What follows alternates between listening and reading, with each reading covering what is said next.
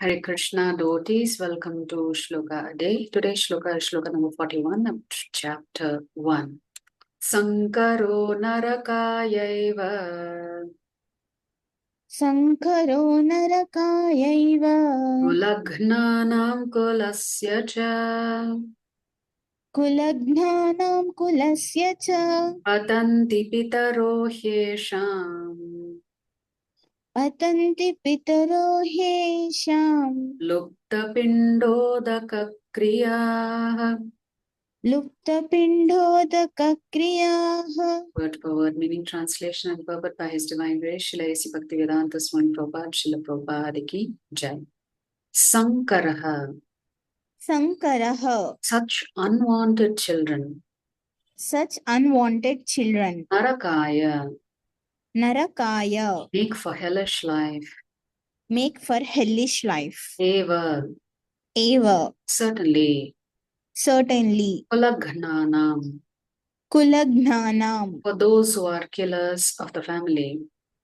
for those who are killers of the family. Kulasya, Kulasya, for the family. for the family. Cha, Cha, also. also. Patanti, Patanti, fall down.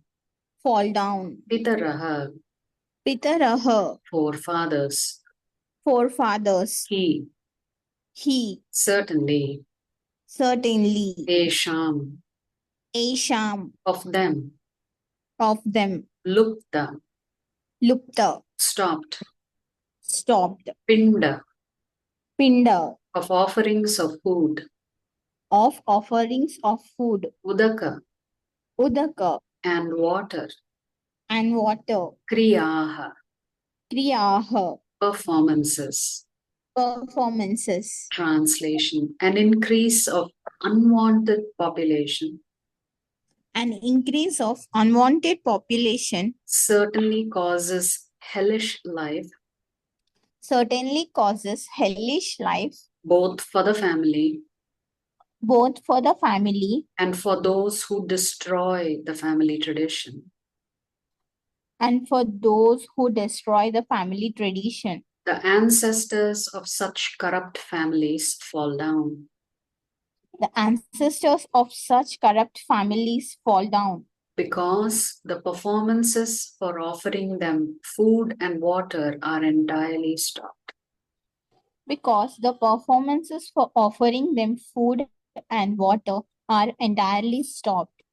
Yes, so here you can certainly see that Arjuna is still giving many more reasons why he really thinks he should not fight, right? So the reason he is giving here is the pollution of overall family tradition and culture, and how ancestor worship will also stop.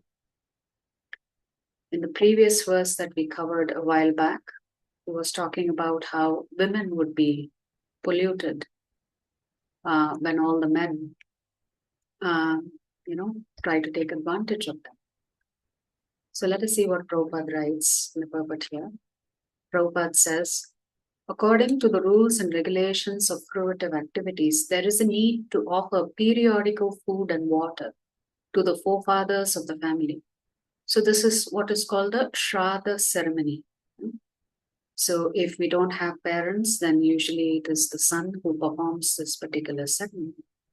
This offering is performed by worship of Vishnu because eating the remnants of food offered to Vishnu can deliver one from all kinds of sinful reactions. Actually, this is the most important thing. The Pindadan that is done is actually first offered to Vishnu. And once Vishnu accepts it, it becomes prasadam. And therefore, prasadam that is offered to the forefathers, even their sinful reactions, if they have any left, is actually wiped away. Sometimes the forefathers may be suffering from various types of sinful reactions. And sometimes some of them cannot even acquire a gross material body and are forced to remain in subtle bodies as ghosts. So even if at all it just so happens that a person did not get another body and they are occupying what is called ghostly position, Even if you do Shraddha ceremony and offer Pindadan to Vishnu and offer it to them, then certainly they are also benefited from this. Thus, when remnants of prasadam food are offered to forefathers by descendants, the forefathers are released from ghostly or other kinds of miserable life. Such help rendered to forefathers is a family tradition, and those who are not in devotional life are required to perform such rituals.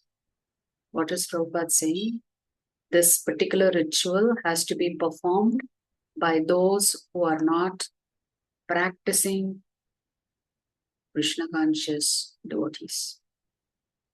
Because why? A Krishna conscious devotee is already chanting the holy names of the Lord. And chanting the holy names of the Lord benefits all your forefathers. One who is engaged in the devotional life is not required to perform such actions. Simply by performing devotional service, one can deliver hundreds and thousands of forefathers from all kinds of miseries. So don't think chanting is only benefiting you. Of course, it benefits you. It also benefits your current family members and your forefathers also.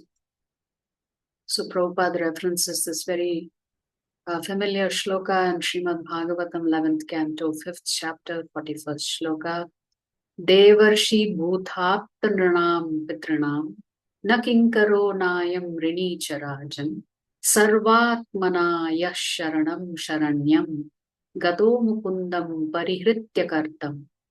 Anyone who has taken shelter of the lotus feet of Mukunda, the giver of liberation, giving up all kinds of obligation, and has taken to the path in all seriousness, owes neither duties nor obligations to the demigods, sages, general living entities, family members, humankind, or forefathers. Such obligations are automatically fulfilled by performance of devotional service to the Supreme Personality of Godhead. So our Shastras say that every time we take birth, we have debts. We come born with debts that we owe different type of personalities. Who's the first personality that we owe debts to? All the devatas. Why? They are always supplying us with everything that we need. And if we are not adequately grateful to them, then we carry a debt. We also carry a debt from what we've asked from them, for which we may not have made full payment yet. Another category of personalities that we owe debt to, all the sages who have prayed for us, who have done everything that they could for the benefit of the rest of society. Then all the other jivatmas who are supplying us with the basic necessities simply by doing their duties, simply by a bee going and taking pollen from one flower to another plant. Pollination happens because of bees. In this way, there are countless jivatmas we are indebted to because they help us in the cycle of life. Then we are indebted to our own family members. And then we are indebted to our forefathers. So imagine every time we take birth, we are born with all of this debt that we have to pay back. But if you're a devotee of Krishna, and if you're a sincere devotee of Krishna, and you are solely and exclusively worshipping Krishna, you no longer have these debts. But for those who are not Krishna conscious devotees, then Prabhupada says all of these samskaras apply to them. Of course, as devotees, we don't consider ourselves devotees. Therefore, some of these samskaras we may still have to follow because we may still be indebted in so many different ways. Prabhupada writes, women occupied a very high status in Vedic society. For families to be religious and societies to be moral, it is necessary that their women be virtuous. So, if women are not virtuous, then society will degrade very quickly. According to the Manusmriti, yatra naryastu pujyante ramante tatra devata. Societies where women are worshipped, for they are chaste and virtuous, the celestial gods are joyous. So imagine, even if women are not considered to be the most intelligent, still, if they are just chaste and virtuous, then they are to be worshipped. They are supposed to be respected. Then the demigods are very happy when that happens.